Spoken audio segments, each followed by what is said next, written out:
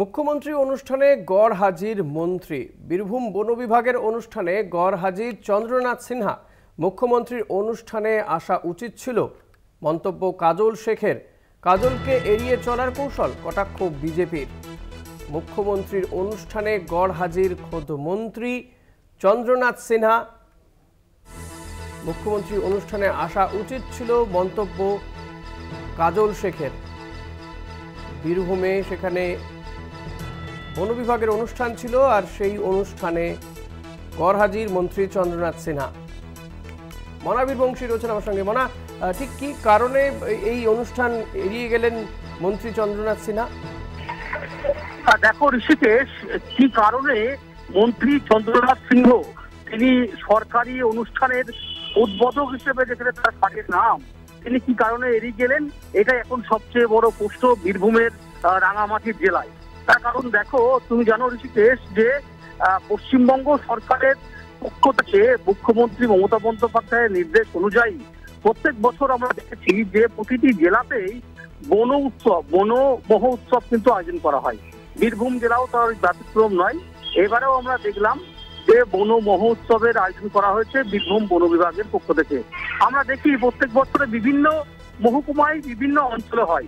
এবারে যেটা হয়েছে সেটা হচ্ছে নানুর বিধানসভার কঙ্কালীতলা গ্রাম পঞ্চায়েতের একটি স্কুল মাঠে কিন্তু অনুষ্ঠানটা আয়োজিত করা হলো।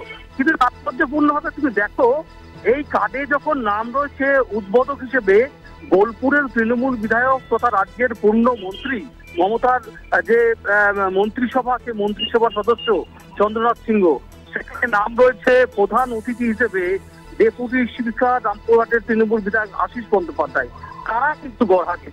দেখো ইতিমধ্যে এটা নিয়ে রাজনৈতিক চর্চা শুরু হয়েছে। বিজেপি যেটা দাবি করছে, বিজেপি বলছে যে কাজল শেখের সাথে বোলপুরের যে তৃণমূলের একটি লবি, অর্থাৎ মন্ত্রী চন্দ্রনাথ সিংহ যে লবি, এটি যে গোষ্ঠীর একটা বিষয়, সেটা দিনের আলোর মতো পরিষ্কার। কাজল শেখকে এড়িয়ে যাওয়ার জন্যই মন্ত্রী সেই প্রোগ্রামে যোগদান দেননি, অথচ মন্ত্রী চন্দ্রনাথ সিংহ তিনি বোলপুরের মাটিতেই বোলপুরেই রয়েছেন, অথচ তিনি গেলেন না। এমনটাই এক্ষেত্রে চন্দ্রনাথ সিনহার সঙ্গে যোগাযোগ করা গেছে, তিনি কি বলছেন? মনা, চন্দ্রনাথ সিনহা কি বলছেন, তার কোনো রিয়াকশন পাওয়া গেছে কি? দেখো ঋষিকেশ, যেটি হচ্ছে যে বোলপুরের তৃণমূল বিধায়ক তথা রাজ্যের ক্ষুদ্র ছোট ও মাঝারি বস্ত্র বিভাগ দপ্তরের মন্ত্রী চন্দ্রনাথ সিংহ, তার সঙ্গে আমরা যোগাযোগ করার চেষ্টা করেছি। তিনি এই বিষয়টি নিয়ে এখনো পর্যন্ত কোনো প্রতিক্রিয়া দিতে চাইছেন না। অবশ্যই তার সঙ্গে আমরা পরবর্তীকালে যোগাযোগ করব, তিনি কি বলছেন সেই বিষয়টাও আমাদের কলকাতা টিভির দর্শকদের দেখাবো। তবে অবশ্যই এই মুহূর্তে দাঁড়িয়ে সবচেয়ে বড় এবং গুরুত্বপূর্ণ চাঞ্চল্যকর যে খবর বীরভূম জেলার ক্ষেত্রে, সেটি হচ্ছে মুখ্যমন্ত্রীর আয়োজিত প্রোগ্রাম, তার অনুপ্রেরণার প্রোগ্রাম। থাকলেন মন্ত্রী। অনেক ধন্যবাদ মনা। কথা বলছিলাম প্রতিনিধি মনা বীরবংশীর সঙ্গে।